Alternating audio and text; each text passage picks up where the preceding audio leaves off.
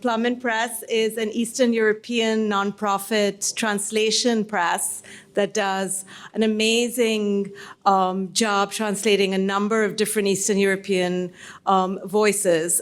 So look out for his books as well. And I would also like to thank Carolyn Forché and the Lannan Center for helping us to organize this event, sharing your writers from Ukraine who are here with us tonight, and basically collaborating across the river, which is the most amazing thing. So we're building bridges, and they're going in all sorts of directions, and we're thrilled to see people here from all over the region. I'm so happy to have you. I'd like to finally thank my board member, Catherine E. Young. A year ago, I asked her to help us build our program and deepen our engagement with the Ukrainian community in Ukraine and here in the US. And she has done this in many beautiful ways and deepened our knowledge of Ukraine and of translation and the importance of really, really deeply engaging with the culture of a place and understanding the politics of language, the politics of war, and many, many other things. This is our fourth evening featuring Ukrainian writers. And we've been now to Columbia Heights, to Cleveland Park, Gatson at American University, and now here we are in Arlington for our final program of the year. The Cheuse Center is a global community of writers, translators, and readers. We believe that world literature is essential for meaningful lives. We imagine that the United States and world literature are part of diverse cultures that are still one humanity. America's issues become world issues, and the world's issues are America's. In curating the global and the local together in homes and in venues like this, we want to continue to have these conversations with you. Many of our writers are exiled from their country, but we don't need to be exiled from our country to feel like we don't belong. And so here in our salons, we want you to experience home, a place you are welcomed, listened to, and heard. We're named after Alan Cheuse. He was NPR's book critic for 30 years and a professor at George Mason. He wanted his students in Virginia to go on fellowships to see the world.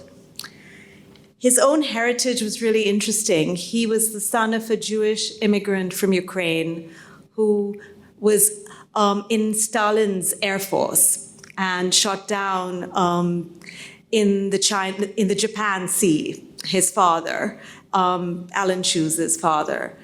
And he made his way to San Francisco and then to New Jersey, and Alan Cheuse was born, and his brother were born here in New Jersey. We have many people in our audience who have Ukrainian heritage, who have grown up learning about that Ukrainian heritage.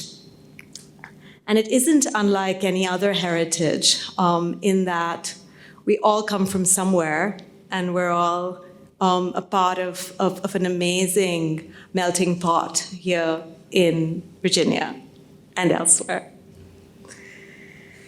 So if you'd like to keep coming to our events, you can sign up for our newsletter. We have bookmarks out on the table.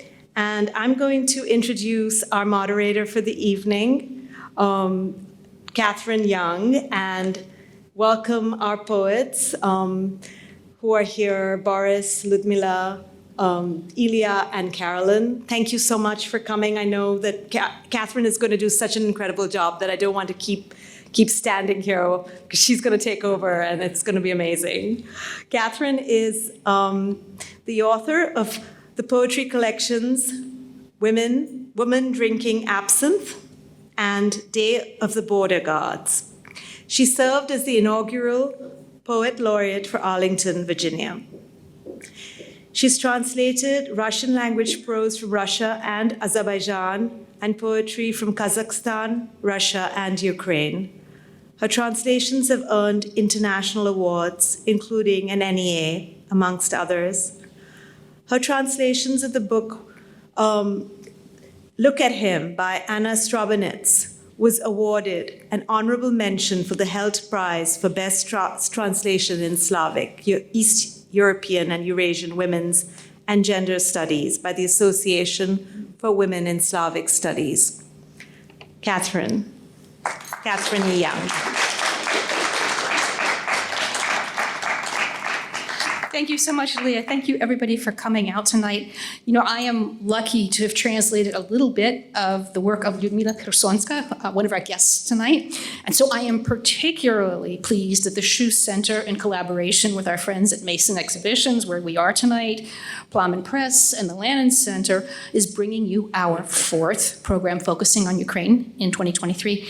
And I should also say, you know, prior to 2022, when I was translating a couple of Ukrainian poets, it sometimes felt that I couldn't even buy a publication for those translations, even for some of Ukraine's best poets. And I don't want to start on a down note, but I do wonder what it says about us as American readers and programmers of events that it took this terrible war for Ukrainian writers to finally have their voices heard in this country. So tonight, we're going to hear readings from two wonderful Ukrainian poets, Lyudmyla Khersonska and Boris Khersonsky. Both of them have recent collections out in English.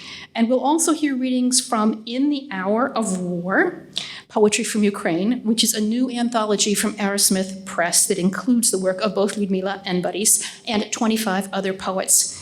That anthology was edited by Carolyn Forché and Ilya Kaminsky, who of course are here also tonight. Ukrainian poets these days are lucky to have some really good translators translating them. And you'll hear the words of some of those translators tonight. And I encourage our readers, when you're reading the work in English, to please name the translators as you go along so we know who brought those words into English. So it is the job of the host to read author bios. But if I listed every accomplishment and every honor received by our four readers, I would still be reading when our time is up tonight. So I'm going to give you the very short versions, and you can learn more about all of our writers with a very quick online search. Carolyn Forché has published 5 books of poetry, including In the Lateness of the World, a finalist for the 2021 Pulitzer Prize. Her work also includes translations, anthologies, and a memoir, and she's a professor at Georgetown University. Ilya Kaminsky was born in Odessa, Ukraine, and now lives, of course, in the United States. He's the author of 2 poetry collections, Dancing in Odessa and Deaf Republic. His work also includes translations, essays, and anthologies. He is a professor at Princeton University now.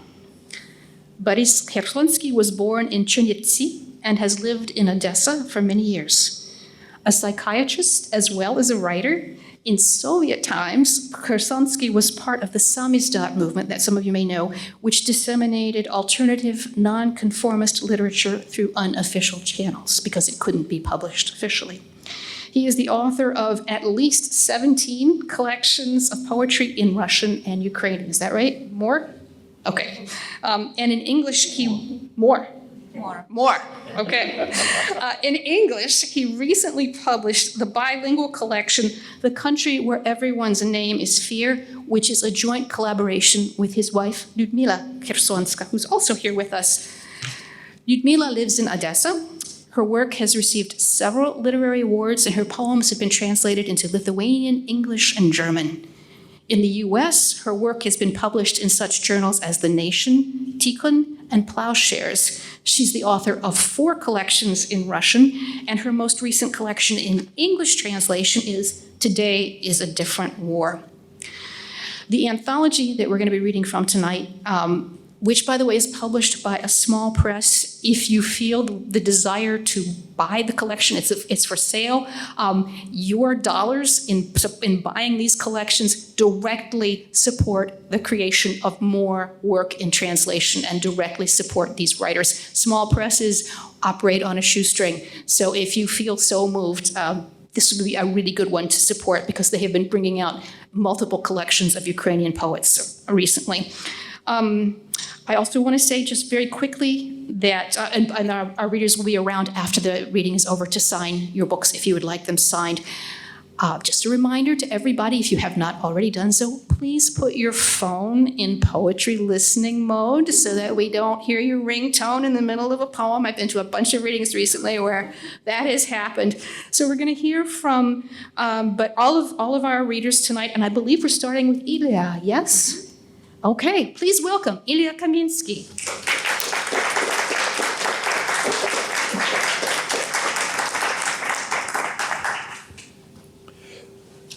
Thank you so much, Catherine, for introductions. It's really wonderful to have a terrific poet be our moderator today. And of course, it's an honor to be here with you, all as a part of your community. As we have learned, the four of us, you have quite a wonderful community here. Thank you for making it possible to have this conversation about international literature. It is really quite an un-American activity, which I hope we will continue to pursue. And having said that, we are going to go around reading poems. The first poet we will read will be Boris, who will read his poems in the original, and each one of us will read a translation. So I'll read the first translation in English. As you might have noticed, I speak with a very heavy accent. So in the spirit of this evening, I hope we will also all end tonight by speaking with a very heavy accent. Boris Khersonsky. People carry explosives around the city in plastic shopping bags and little suitcases. They trample the cobblestone, will learn their secrets only the day after, and even then it is just checking the facts. How many windows shattered, how many collapsed balconies? Did anyone die, or is everyone alive and kicking? Only frightened that there is no more peaceful life, perhaps. War happens, and the loves of war are a cruel thing. And perhaps there are no more loves and explosions are now the norm. We don't get up from the tables, just shiver and shed some hope. An enemy chooses weapons as if finds the peak for the door, when, in fact, the door is already open. По місту носять вибухівку в пластикових пакетах, господарських сумках і маленьких валізах, топчуть асфальт та бруківку. Ми дізнаємося про їхні секрети після вибухів.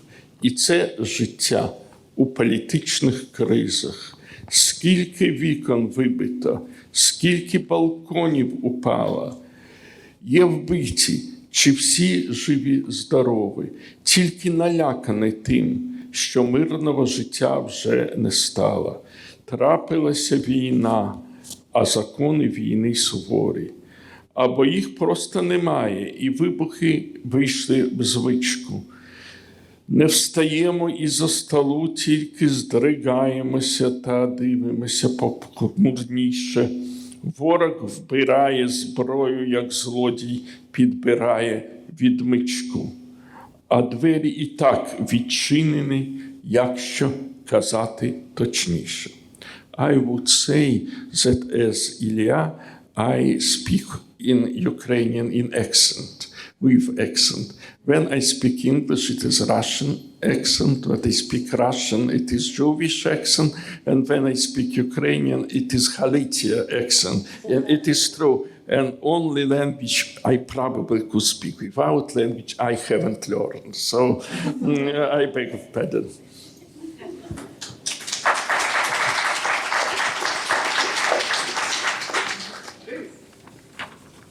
They printed in the medical history, translated by Katie Ferris and Ilya Kaminsky. They printed in the medical history, there was no Holodomor. It was the stable delusion of Anna Mikhailenko, a teacher of Ukrainian literature. For 7 years, she was in a special psychiatric hospital. It was a hybrid hospital, a madhouse and a prison. It was a time of hybrid hospitals. Now is the time of a hybrid war. 7 years is a biblical phrase. And Jacob served Laban 7 years for Rachel because he loved her. 7 years. Rachel calls for her children. She can't calm herself because they don't exist. Вони написали в історії хвороби. Ніякого голодомору не було. Була стійка маячня Ганни Михайленка, вчительки української літератури. 7 років була вона у спеціальній психіатричній лікарні. То була гібридна лікарня, суміш дурдома і в'язниці. Тоді гібридна лікарня, зараз гібридна війна. 7 років біблійний термін, 7 років служив Яків Лавану за Рахіль, бо він любив її. 7 років. 7 років була Ганна Михайленка у психіатричній лікарні тому за Україну, бо вона любила її. Плаче Рахіль за дітьми своїми і не може утішитись, бо їх нема. Okay. Several words. Hanna Mikhailenko is a real personality which I knew very well. She really spent in a mental hospital 7 years. And when Gorbachev has agreement with Reagan, she was listed as one of the 20 dissidents who should be liberated. And she was liberated. I knew her before she was arrested and after she was released. She already died, unfortunately, but what really surprised me that after these 7 years in psychiatric hospital, he was nearly the same. Such a strong was her personality. So this small poem is devoted to her memory.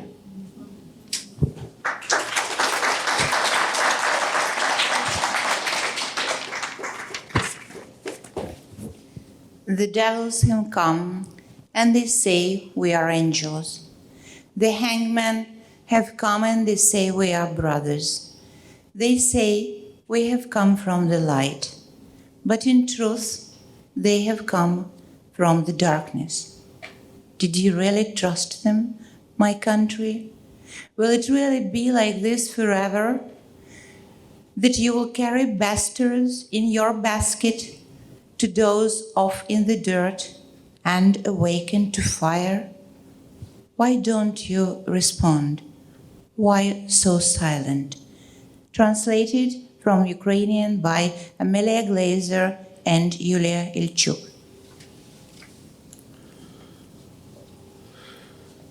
Прийшли чорти і кажуть, янголи ми. Прийшли коти і кажуть, що ми брати. Кажуть, прийшли зі світла, але насправді з пітьми, країна моя. То невже ж повірила ти? Невже буде воно так на віки віків, що будеш в подолі носити злодіїв, байстрюків, засинати у бруді, прокидатись в вогні? Що ж ти мовчиш? Що ж не відповідаєш мені? I should add a couple of words, as Babel said about his hero, that you always have a couple of words to add. I write generally in Russian until the beginning of the war in 2014. But I was bilingual, and so I started to write Ukrainian just to express my support to my country because of my inner force which made me to do with. And okay, some poems are in two versions, and some was written in Ukrainian. I didn't translate it into Russian.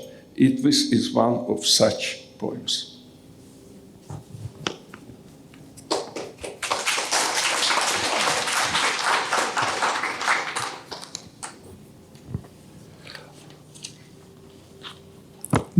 The first translation I read was translated by Olga Livchin and Yurchenko. This poem I'm about to read was translated by Amelia Glazer and Ilya Kaminsky. What can I say today for my native Ukraine?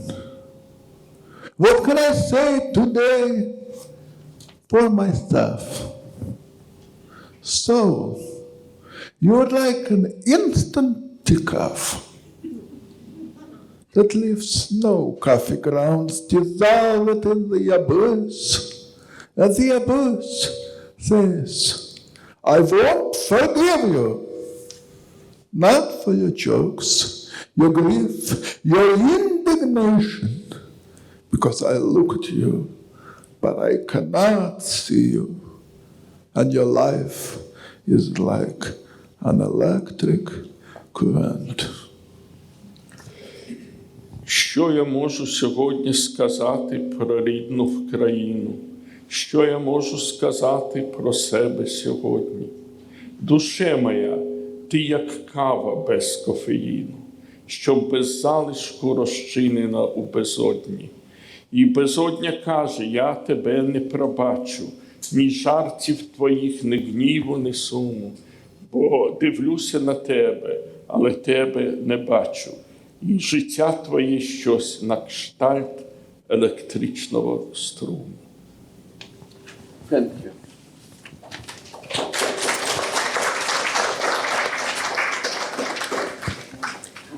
On Psalm 91. And daily I read, 1,000 shall fall on thy side, and 10,000 to your right, but it will not come near you. Only thou shalt see with thine eyes. Try to imagine this. 1,000 corpses near you, 10,000 murdered at your right hand, and you stand and watch as if your body is half dug into the earth. And you see a cloud of all those eyes, and in your eyes, not a cloud. Translated by Nina Kosman. Ось кожен день читаєш, впаде 1000 збоку від тебе і 10 000 праворуч від тебе, а до тебе ж не дійде. Тільки дивитися будеш очима своїми. Спробуй уявити це. 1000 трупів біля тебе, 10 000 вбитих по правицю твою, а ти все стоїш і дивишся, стоїш як укопаний. І дивишся у усі очі, і погляд твій не тьмяніє. The following poem was translated by Philip Nikolaev. Don't be scared, little boy. They're making a movie about World War II. If you live to see World War III, they'll make one about you too. But for now, admire the sandbags and the anti-tank hedgehogs. Aren't they cool? Do you like them? Please share your thoughts. Instead of camera cheering, you hear machine guns blasting motherfucker is a profanity. Only known as cousin. Russian for go fuck yourself is a good example. Don't that you feel when you grow up? it will be fun. The present is fun. You are watching the past. Don't worry. Do not be afraid, little one. It is just a movie, a story. The siren wails at night, folks run to a basement, helter-skelter. You will have your own tales to tell about sleeping at the bomb shelter with frightened people huddled against a damp wall. And how they film it without cameras, a merry film about war. Не пугайся, маленький, это снимают кино о Второй мировой. Доживешь до третьей, будешь героем. Напишут книги про подвиг твой, а пока любуйся, мешки с песком, противотанковые ежи. Правда это красиво? Нравится? Ты скажи. Правда, вместо стрекота камеры тарахтит автомат. Ёб твою маму, ругань, она называется мат. Русский военный корабль, иди нахуй. Хороший пример. Не трогай свой перчик. Как вырастешь, будет нормальный размер. Сегодня все хорошо. Все это было давно. Не пугайся, маленький. Это просто снимают кино. Ночью гудит сирена. Нужно спуститься в подвал. Вырастешь, будешь рассказывать, как в убежище ночевал, как сидели люди, прислонившись к сырой стене, как без всякой пленки снимали веселый фильм о войне.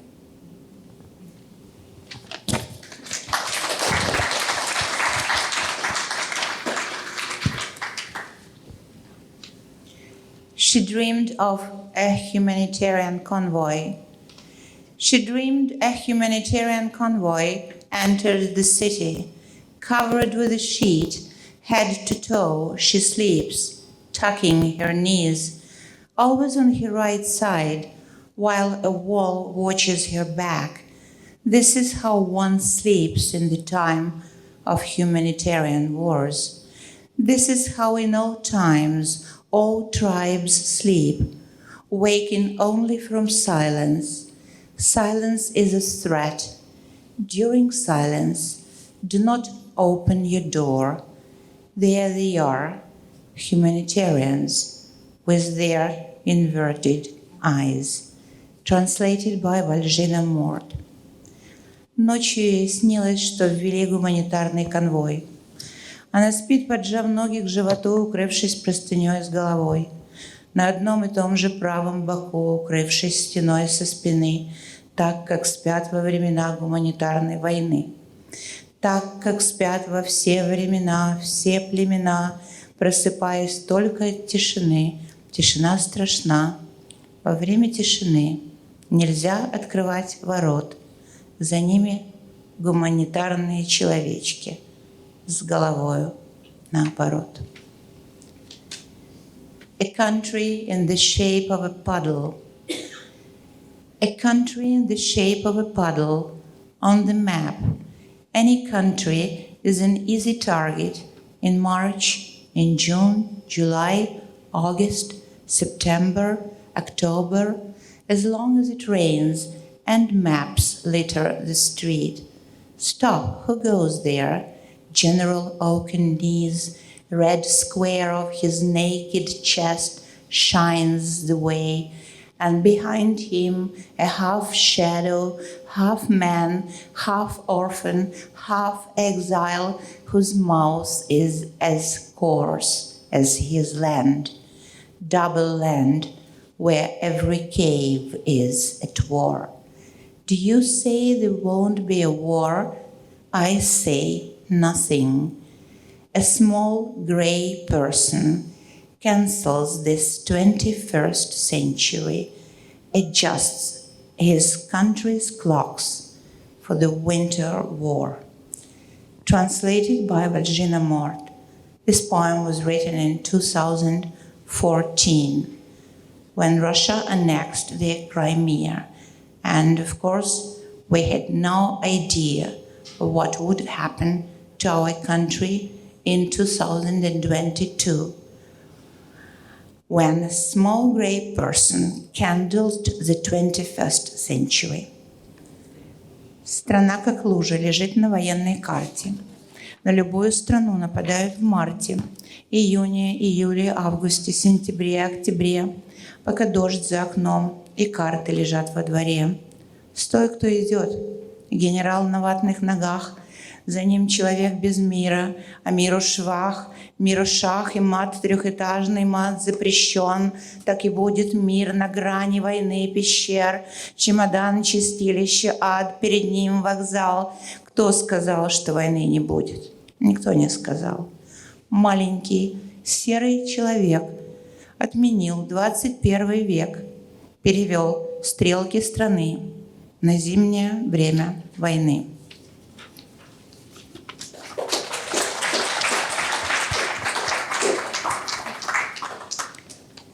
In a country where everyone's name is fear, in a country where everyone's name is fear, it's good that you don't see a thing and don't hear a thing. Say to anyone, not a thing. Slip nothing in your bra, keep nothing in your pocket. In both ears, nothing. In two eyes, nothing. Blind feet, no looking back, no looking back. If you look back, my brave, if my brave, you look back, my brave, you say nothing. When you arrive to a new destination, they will learn nothing from you. They will learn what nothing is. Translated by Grace Mahoney. В стране, где все боятся ничего, что ты ничего не видишь, ничего не слышишь, никому не скажешь, за пазуху не положишь, в кармане не держишь, в оба уха, в два глаза, в слепые ноги, куда глаза не глядят, уходишь, идешь, не оглядываешься, смелый, ничего не слышишь, никому не скажешь, а куда придешь в новое место, то и там ничего от тебя не узнают. Keeping house. Every time he leaves the house, she cleans, tosses out his old papers. Why does he need all these time-worn books? She drags out the sweeper, whisks away the scraps. He's only one man and all this. Then Eureka, under one pile a sardine can, a world atlas and a guidebook for Riga. He circles back home. Back home, everything's missing. His papers, his books, his sack of maps. Where's my black folder? He's fishing for it. Did you throw away my black folder? Yes, I'm sorry, it's gone. Her broomstick is in one hand, wet rag in the other. Her lips hold back a yawn. He crawls through a spill of old photos on the floor. Here, a small girl with a teddy bear. There, a grandpa in uniform, cap pushed down over his gray hair. Where are my parents? Dear God, my parents. You're going mad, she says. Come to the table. Your soup is growing cold. Get off the floor. Your parents are dead. Shloma.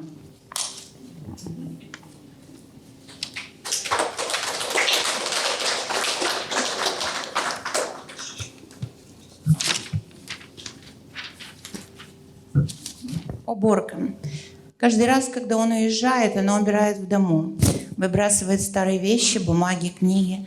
Зачем, спрашивается, столько книг ему одному? Зачем ему атлас мира и путеводитель по Риге? Каждый раз, когда он приезжает, чтобы ничего не найти, он вверх дном перерывает дом. Где моя черная папка? Ты выбросила ее? Выбросила? Выбросила, прости. У нее в голове веник, в руках мокрая тряпка.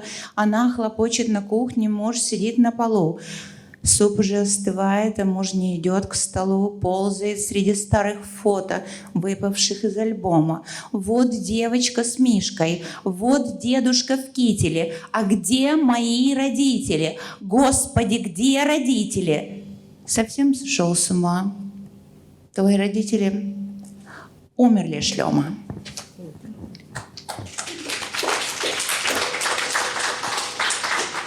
The War, Day 102. Hello. Please come into the house. Please excuse the mess.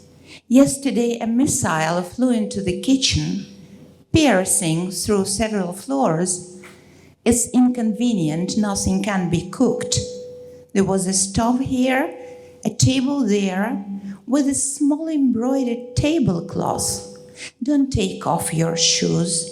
There are shards everywhere. Come into the hallway. It has 2 walls. Sit on the floor. I'll lay out a blanket. Help yourself to candies. Take some more. Make yourself at home. Translated by Philippe Nikolaev. Война, день 102.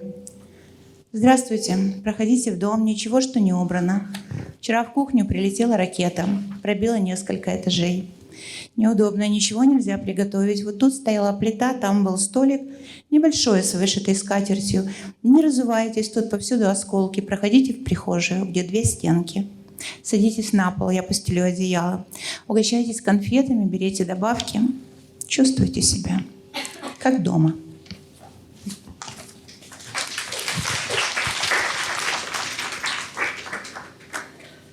And the last one. Look at her. She's lost her tongue. What is it called? How to name each thing without language. And look, the boy who can't walk. He was also silent yesterday. His tongue sank, and so he beat himself on the lips, trying to make a sound. It did not work, and it did not work. And he waved his hand like he had done before and was spinning goodbye. Translated by Katie Ferris and Ilya Kaminsky. And this poem was originally written in Ukrainian.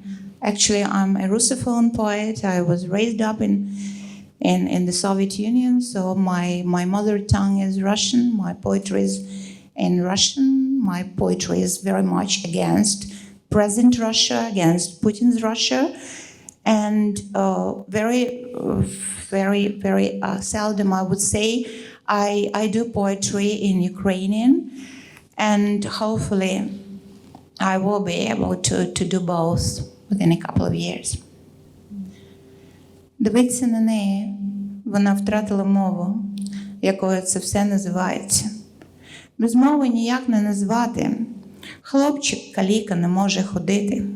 Теж вчора мовчав, язик запав. Він бив себе по губах, хотів витягти звук, але не вийшло. І встати не вийшло. І замахав рукою, як він робив раніше, коли відвертався і прощався. Thank you.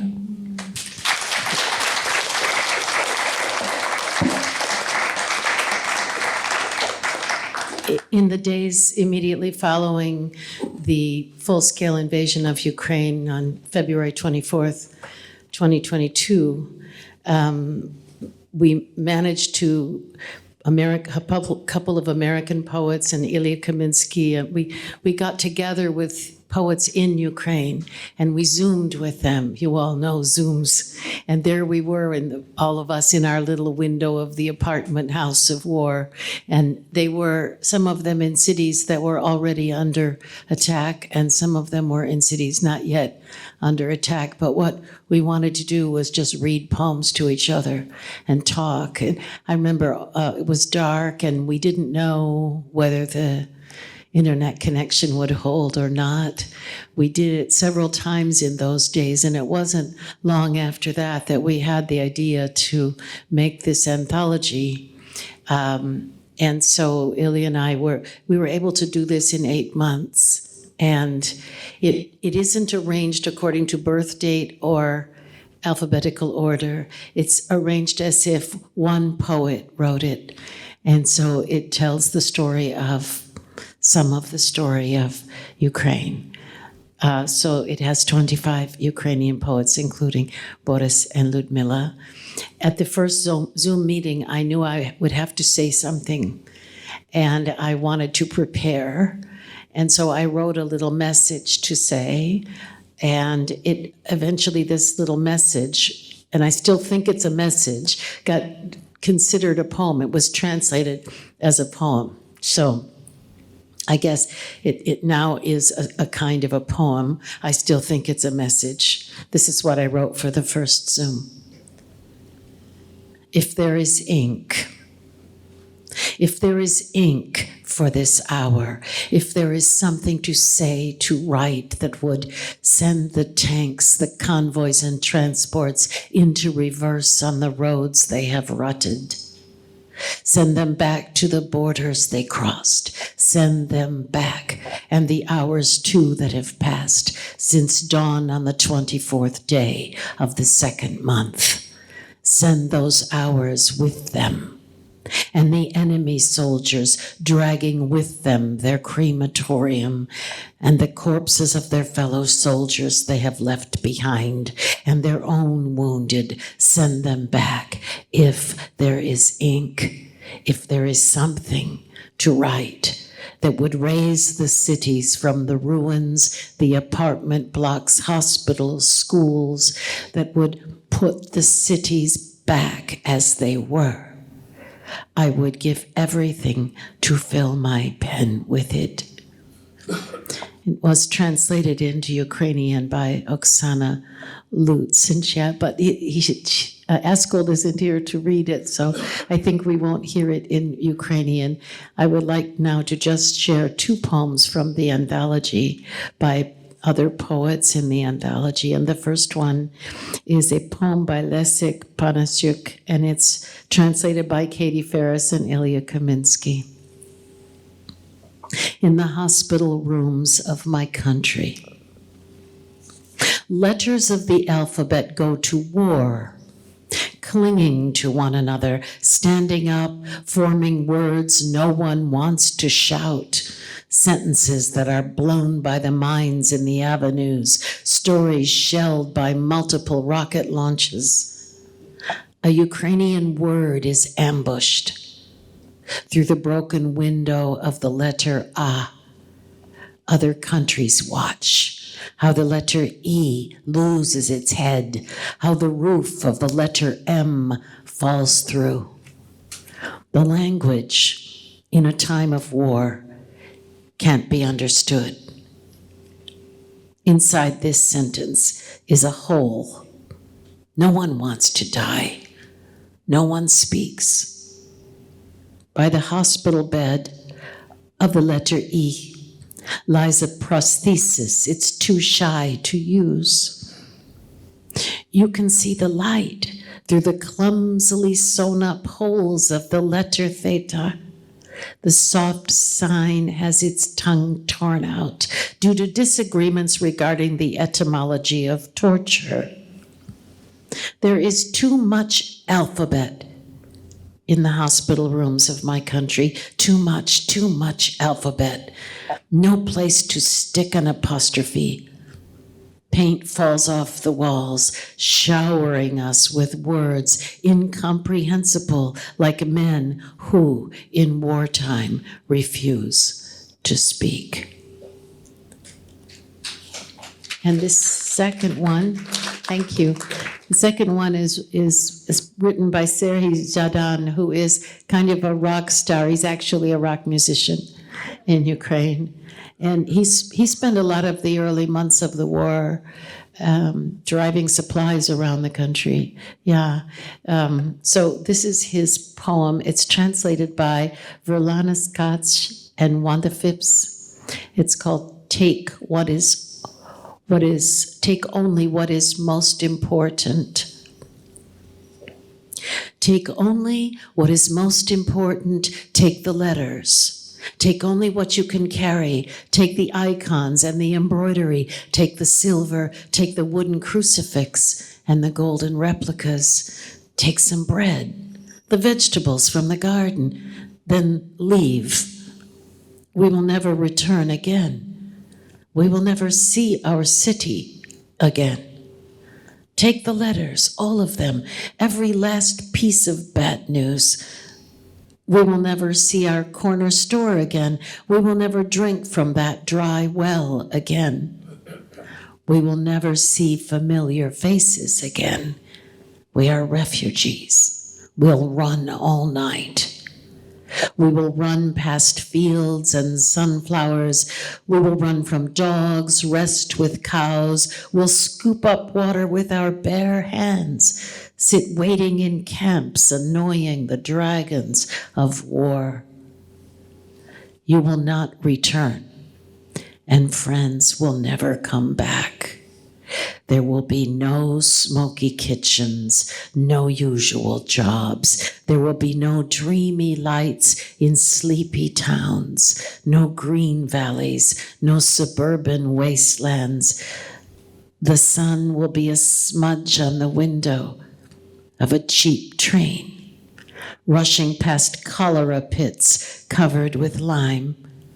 There will be blood on women's heels, tired guards on borderlands covered with snow, a postman with empty bags stops down, a priest with a hapless smile hung by his ribs, the quiet of a cemetery, the noise of a command post, and unedited lists of the dead, so long that there won't be enough time to check them for your own name.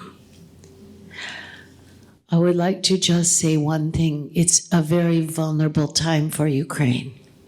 The war has been going on for almost 2 years. The US Congress is about to consider whether or not to keep helping. You can help Ukraine by getting in touch with your representatives and senators and tell them that you care about this.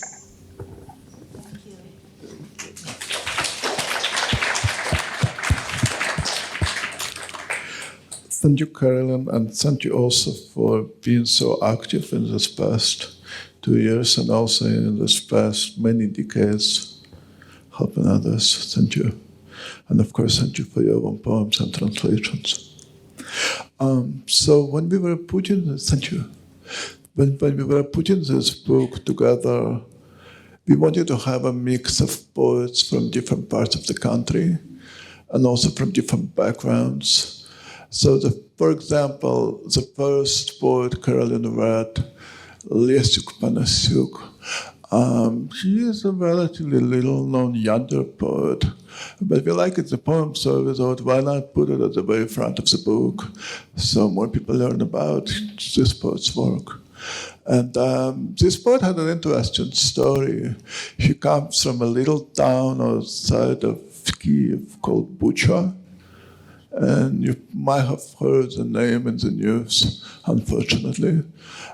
So the town was occupied by the Russian army. And when people come back, when Lesiuk come back, what she found was that there was an explosive device in the laundry machine left by the army. There were tiny explosive devices in the slippers left by the army. But that wasn't it. What really surreal, that struck me personally, is Bucha is a kind of well-to-do town. Lots of doctors and lawyers live there. So they did the tests. And they found a strange thing in their apartment building. They thought something was off, but they didn't know what it was. And then they did the test for the level of nuclear radiation. And it was like 100 times above the normal. And they couldn't figure out why, and then they realized that the unit that came to Bucha went through Chernobyl. And so literally, a human being in the uniform who walked on feet across Ukraine to get to Bucha, it's not very close from Chernobyl, was literally so radiated that the apartment is uninhabitable now. So that was the first poet Carolyn read. The second poet, as was mentioned, is a super famous poet, a good literary poet and a novelist, but also happens to have an enormous audience and decided to drop everything and to deliver supplies, medicine to people. And the poet I'm about to read is another poet who is pretty much almost entirely unknown in the West.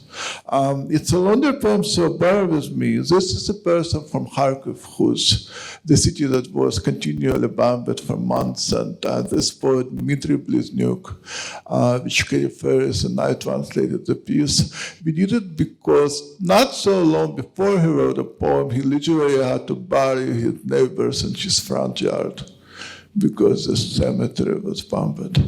And I interviewed a bunch of poets from Ukraine, and one of the questions I asked him, what is happening to your language?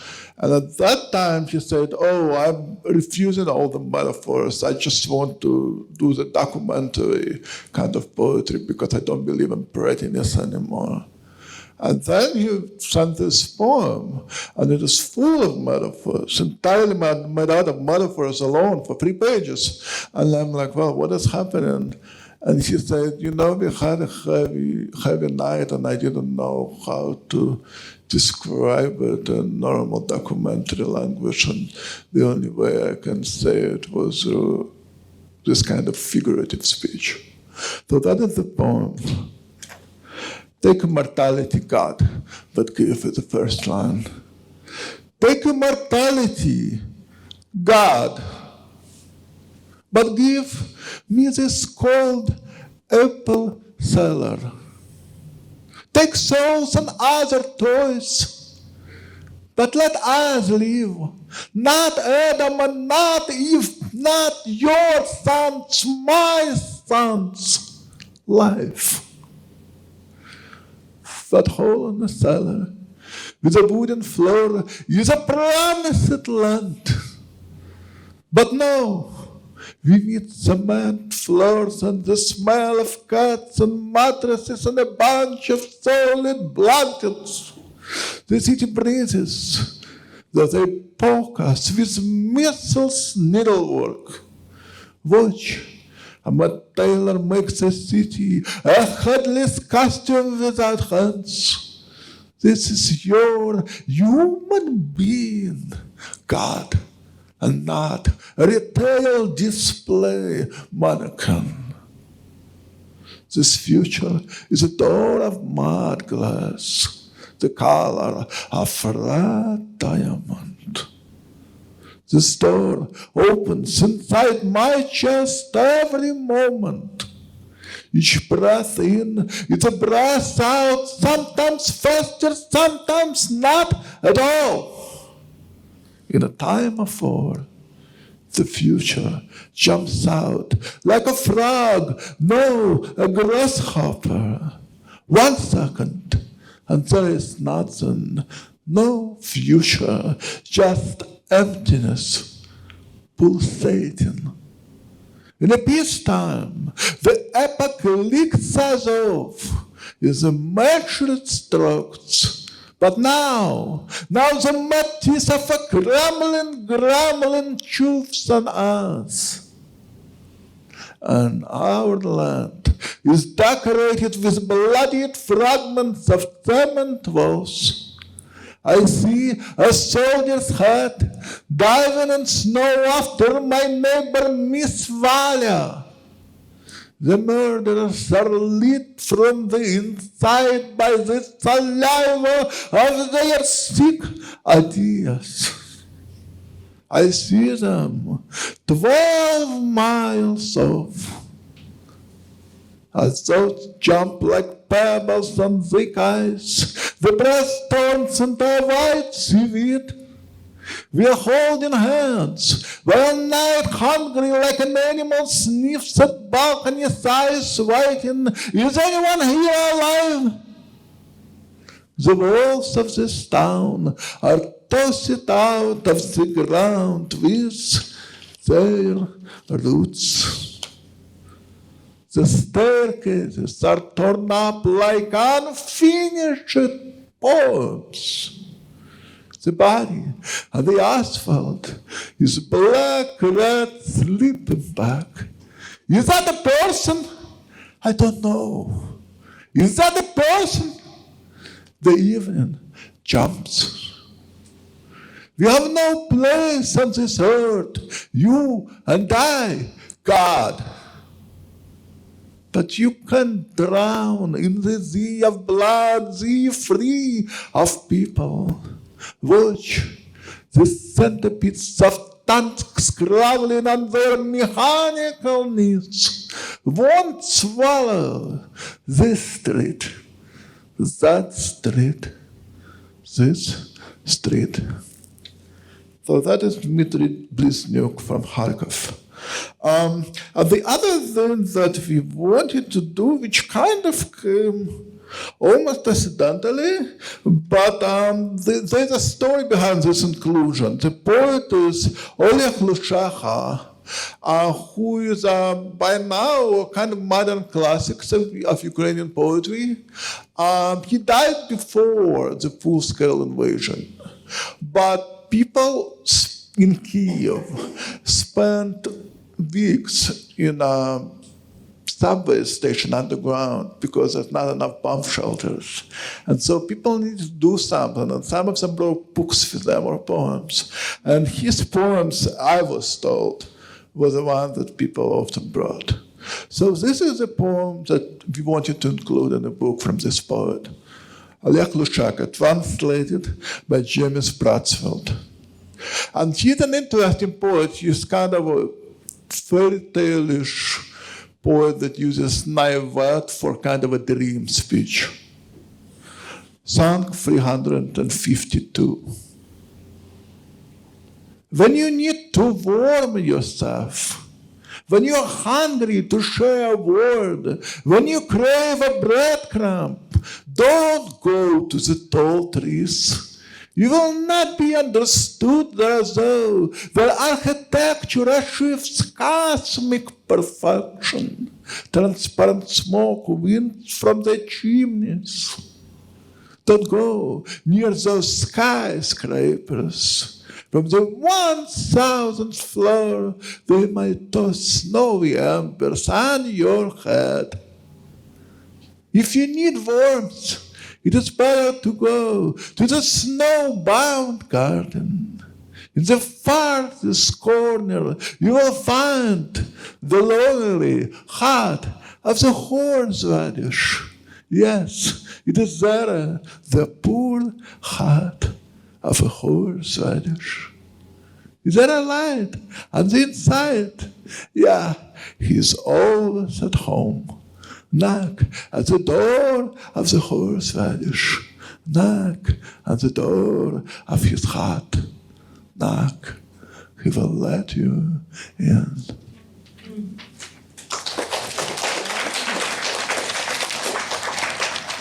And I will get out of your hair after these two relatively short poems.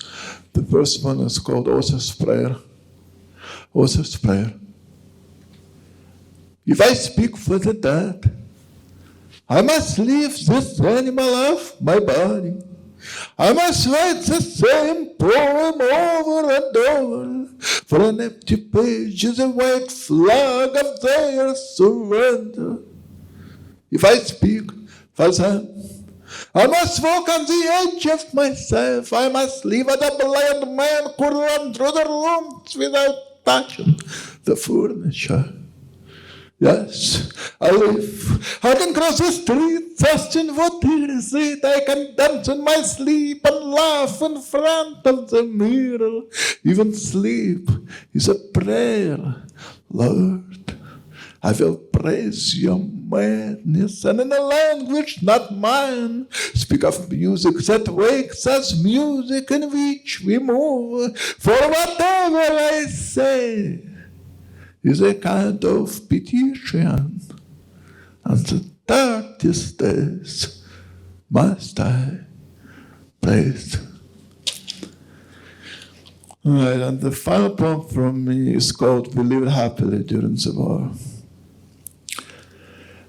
We lived happily during the war. We lived happily during the war.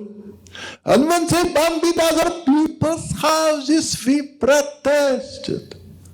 But not enough. We opposed them, but not enough.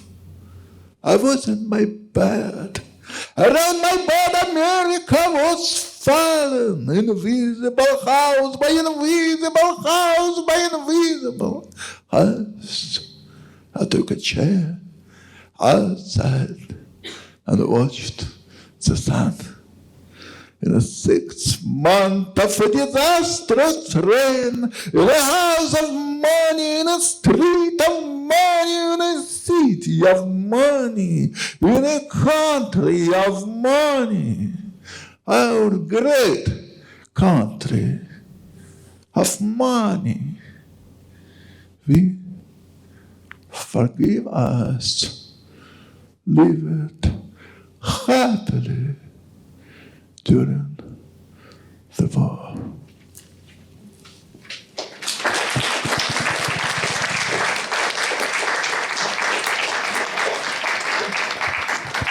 Please, some more applause for Lyudmyla Khersonska, Boris Khersonsky, Ilya Kaminsky, and Carolyn Forché. Thank you again.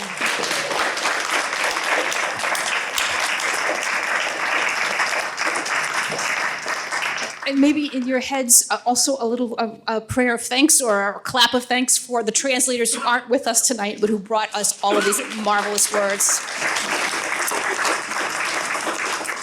So we have a few minutes for Q&A, and I'm going to start us off. And since Boris and Lyudmyla have both talked about this issue, you are both born or native speakers, near native speakers of Russian.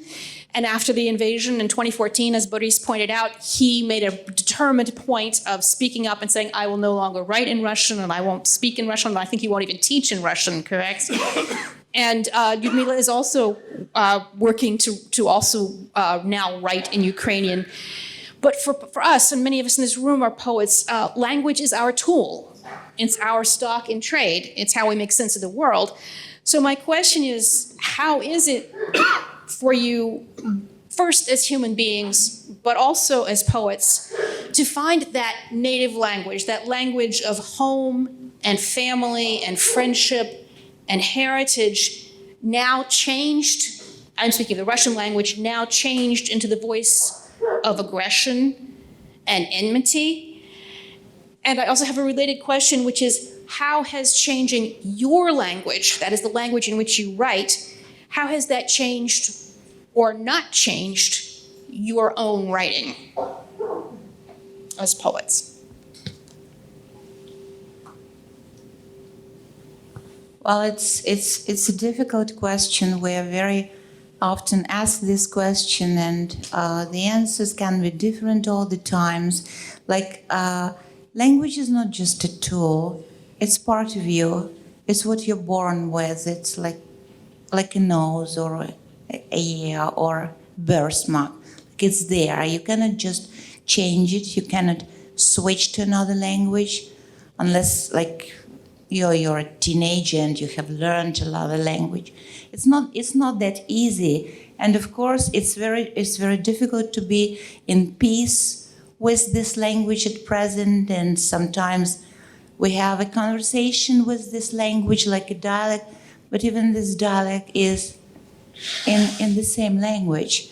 It's not like there are two languages opposing each other. And it's very difficult for Russophone poets, for the poets of our generation, perhaps for people who were born in the Soviet Union, in the empire where Russian was everywhere. All my books, the books that I have read in my life, I read them in Russian. I read all my favorite foreign writers, foreign authors in Russian translation. So it has just penetrated in you, it's part of you, and it's easy to learn the language on the level like you go out like in Italy now. We can speak some Italian, but for a person who writes poetry, for a person who is carrying all these books inside, it's not like just switching. You cannot just switch. You can switch to like small vocabulary, but you cannot switch to what you've had all your life. So it's a process. But at the same time, particularly when I just know there is like a new shelling or bombing or some other very, very serious tragedy happening in my country, I feel so angry with this language. We can walk speaking Russian, for instance, and we can hear Russian, and we have immediate reaction of anger. It is very strange, like for a normal person to have this kind of split identity. And again, I'm speaking for our generation, but still very many people of our generation are switching to Ukrainian. I don't know whether it's easy to do it in poetry, but that's how it is for me now. For me, it is a bit different because I was born in Ukraine. I was studying in Ukraine, but I grown up in a Russian Russophonic speaking city, like Odessa was, and many big cities in Ukraine were Russophonic because of Russification.